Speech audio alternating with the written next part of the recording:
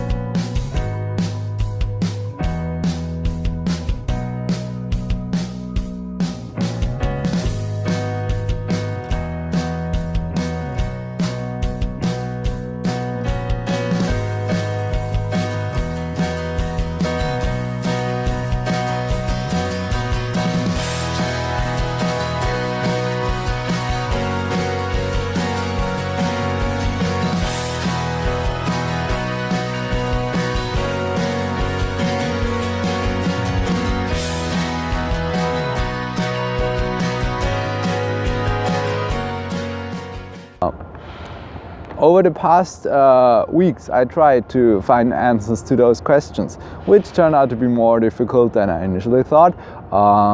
For instance, data is very rare on those topics. There is not too much research or information available.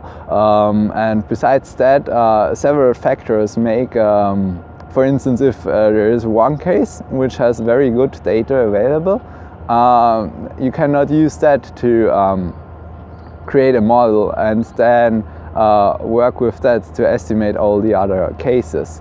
At least not I cannot, because I don't have the resources for doing it correctly. And various factors play a big part in deciding how much nuclear fallout is created and distributed about what size of an area.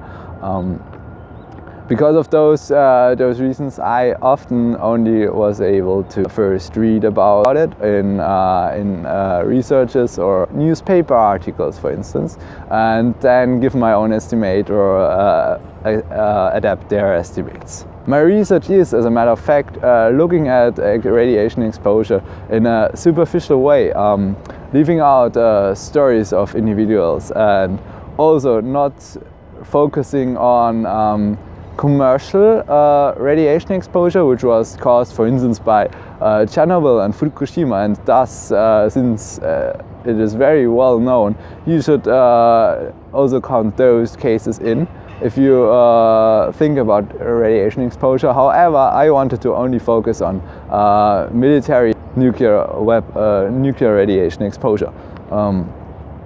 However, while I do not include stories of individual victims in my research, I strongly recommend that you still learn about those, because they are important, right? I mean, saying that a certain amount of people had suffered from radiation exposure is one thing, but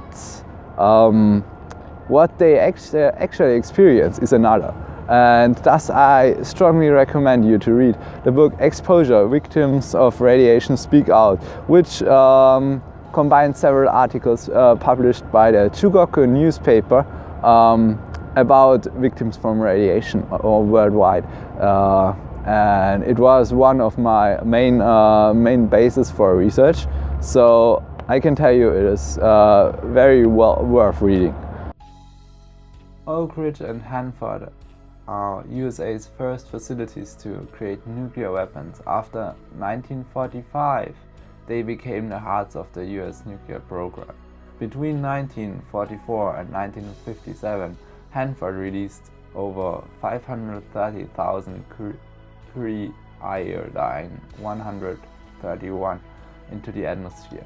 Besides, it also conducted the experiment Green Run in 1949, for which scientists took uranium fuel rods out of a cooling tank only after 20% of the actual cooling time and left them in the area, causing a 2,000 by 625 kilometer area of contamination, having a total of 20,000 curie xenon and 7,780 curie iodide 131. Few is known about accidents at the Oak Ridge facility. However, one statement tells of the disappearance of about 700 kilogram enriched uranium, suggesting an accident that was being kept quiet. During the uranium rush, the Navajo Reservoir in the uranium mining belt witnessed many accidents and contamination. In Church Rock, a dam of a nearby refinery collapsed in 1979. The Four Corners area is dotted with countless mine entrances. Many are still emitting radioactive waste. The native population, for instance in the Red Valley, worked without protective gear and without getting enough money.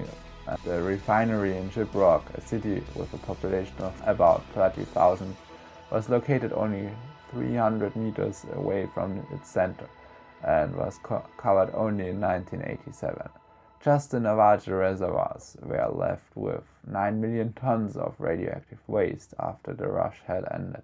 In total, there were about 30 million tons in the uranium mining belt of mostly uncovered waste that gets blown around by the winds. In the Spokane Reservoir, a single mine produced over 30 million tons of waste that, again, has not been correctly disposed of. The Nevada test site was home to a total of 1,021 tests, 100 atmospheric and the other 921 below ground, generating a total of 150 million curie into the atmosphere. As mentioned in the video's introduction, the Xenon test is considered the worst regarding fallout, especially for the states South Dakota, Nebraska, Iowa, and Illinois, accounting for 13 million affected people. The test produced about 7% of the fallout affecting the USA mainland, and thus the number of total affected clearly is not yet met. This map shows radiation levels around the USA, and counting the population of the early 90s, there were 15 million people living in totally affected states and another 28 million living in partly, about 50% affected states. Thus, the assumed number lies between 20 and 28 million people. The Marshall Islands witnessed another 66 tests which produced 6.3 billion curie iodine 131, about 42 times the amount of the Nevada test site. While accidents are bound to have happened, not much is known about them. For instance, the Baker bomb, part of the 1946 test series Operation Crossroads, was detonated below water surface and therefore created a vast amount of radioactive material within the ocean. Following the same principle as the Xenon test, due to high amount of solid material close to the explosion center, a much higher amount of contamination was able to appear.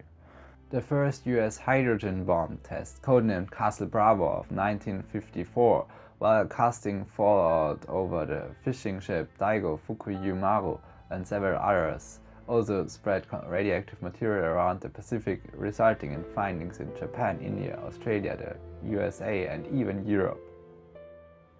Amchikawa's test area for 3 high-yield underground tests that have been carried out by the USA in spite of strong warnings and protests of the tectonic instability of the area. The explosions caused earthquakes, creating openings in the explosion chambers and releasing vast amounts of radioactive material into the northern Pacific. In the late 60s, with an interval of 2 years, 2 US B-52 bombers, each equipped with 4 hydrogen bombs, crashed, the first one next to a fisher town in Spain, luckily only resulting in conventional explosions, only causing radioactive contamination around the area, most likely of the 1,500 residents as well as the western Mediterranean Sea. The second one dropped in Greenland with hydrogen explosions.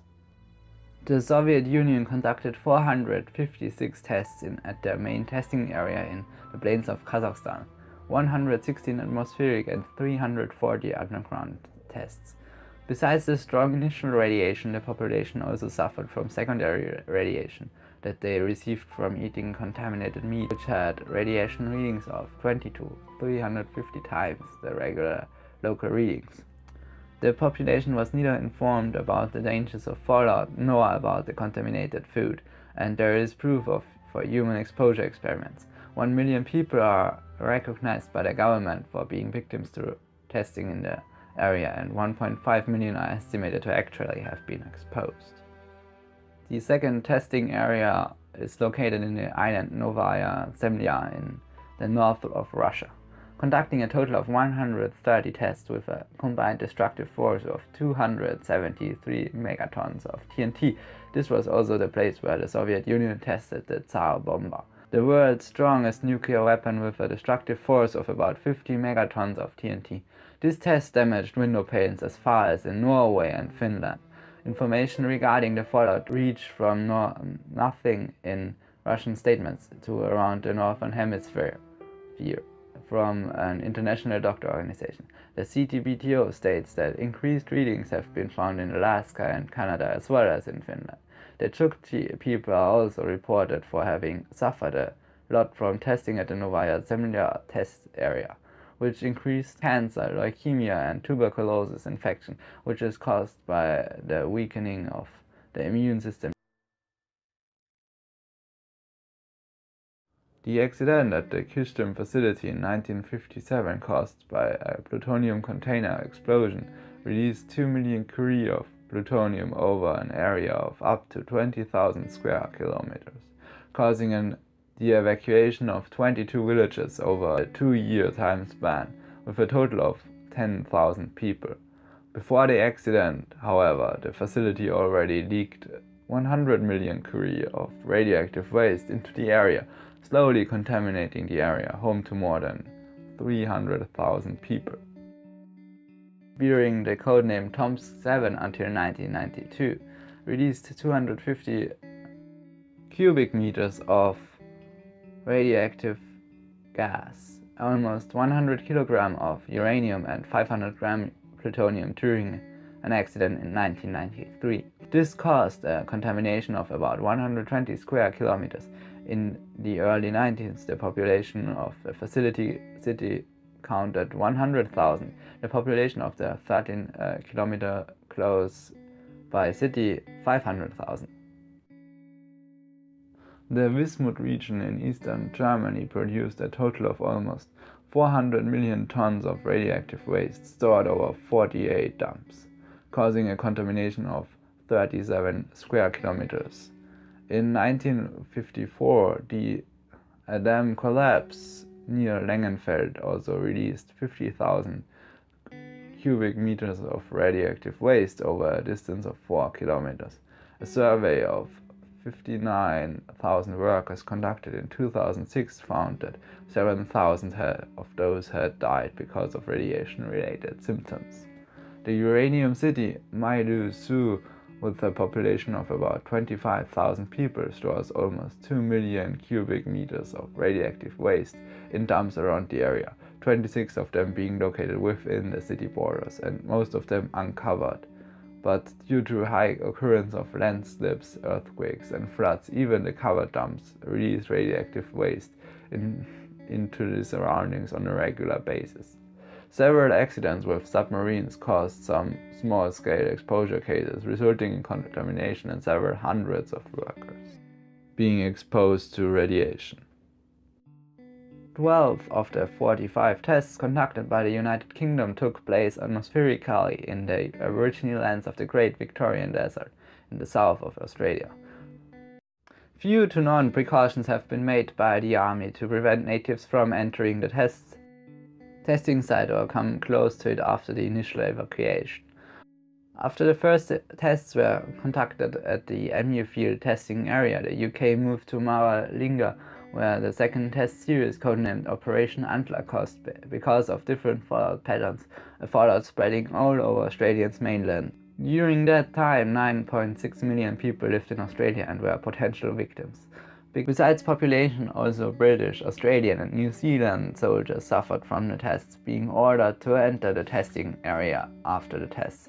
often removing parts of or all of the protective gear due to high desert temperatures.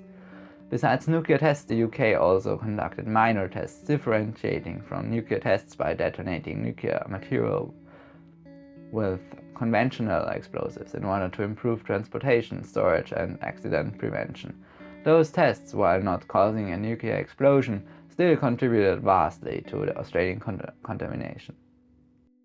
On the Christmas Island, the UK conducted several human experiments ordering soldiers without protective gear to wait for a nuclear explosion on the island or on the beach. In total, about 21,000 British soldiers have been exposed at the Christmas Island and Australian testing. A British victim organization counted 2,000 members in 1991, including 200 widows. The Windscale facility, located within the natural paradise of the Cambrian coast, counts several accidents and is responsible for a high contamination of the area as well as the Northern Sea, releasing about 11 million liters of radioactive waste, including plutonium-239 and americium-241. Besides the total population, for instance, in one village counting a population of 2,000, everybody has been exposed to radiation in some way due to work at the facility. The contamination also affected many people coming as tourists from the cities. Especially the missing of warning signs caused for lots of children being affected by swimming or playing on the beach. The first French tests were conducted in Algiers. The first testing area was close to Regan, and the explosion initially affected an estimate between 30 and 60,000 people. However, the fallout spread as far as to the capital of Sudan, 3,200 kilometers away. The effects of the fallout are unknown, but in its path it crossed several towns with populations ranging from a few thousands to 10,000. The testing area is still contaminated, but no signs of warning or fences exist allowing for entering the site without even knowing. France continued its testing in Acre, where it conducted 13 more tests, with at least 4 causing large-scale contamination, but no data is available. In its next testing area in the French Polynesia, France conducted a total of 193 tests, spreading radioactive material as far as to the shores of Samoa, 3,200 kilometers away, with readings of about 13,500 picocurie. Similar readings exist for the Cook Islands and Fiji. Underground tests also caused the weak rocks underground to break and release large amounts of radioactive waste into the Southern Pacific. In total, 150,000 people were affected within French Polynesia. Due to nothing is known about far-spread contamination and its effects. Chinese testing was conducted at the testing site in Lop Nor, with a population of the surrounding area of 20 million people. In 2009, the Japanese scientist Jun Takada created a model based on Russian testing data, with which he calculated that the total amount of affected people had been about 1.5 million, and expected radiation-related deaths would count to 190,000 people. Due to secrecy and cover-up by nuclear powers, getting actual numbers is almost impossible. Most notably the information regarding the effects of the Tsar bomber, but also the several cases of contamination of oceans, most notably the Pacific Ocean, are in my research very weak or not at all calculated, and thus my estimates are probably still very low estimates, and the number may be way higher than in my research. In the USA, interestingly, estimates start at 10,000, although regarding actual cancer deaths, assuming that the affected population is higher, up to 13 million from the Ceton test alone.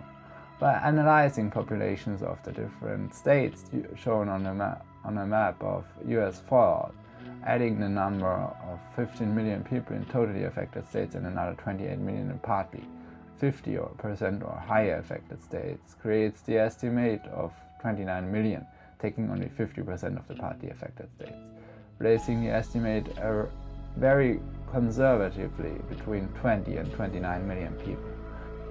Adding to that the effects from Hanford and Oak Ridge, a solid 25 million can be expected. The tests in the Pacific and their effects are largely unknown. There were definitely accidents here too, but since there is no data, these will just strengthen the 25 million estimate.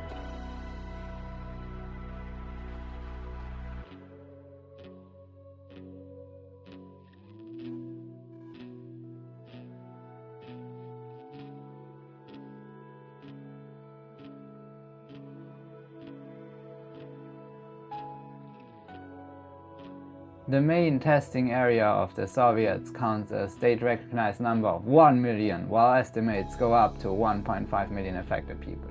Not much is known about the testing in Novaya Zemlya, and even less about its effects on people, but given the fact that radiation readings existed in Northern Europe and America, and considering that south of the island there are several cities with populations between 10 and 100,000 people at a time, and the effects it even had on the Chukchi people in the far east of Russia. An estimated 500,000 people have probably been affected, and because of the slow assumption, CMA's victims are considered to be 1.5 million. Novaya Zemlya acting as a buffer. The contamination caused by the Kistim facility affected about 300,000 people, Tomsk 7 600,000, with another 50,000 affected through mining and military accidents, and a total estimate of 3 million people is highly likely. The UK caused fallout over the entire Australian continent, exposing a population of 9.6 million people. Adding to that the 21,000 soldiers as well as victims from mining and the Windscale facility, that brings up this number to about 1 million people.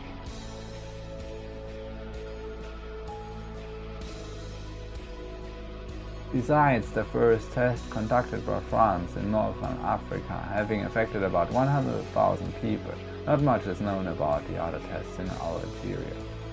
Testing in the French Polynesia affected 150,000 people, and adding another 50,000 from other tests in Northern Africa, French testing affected about 300,000 people.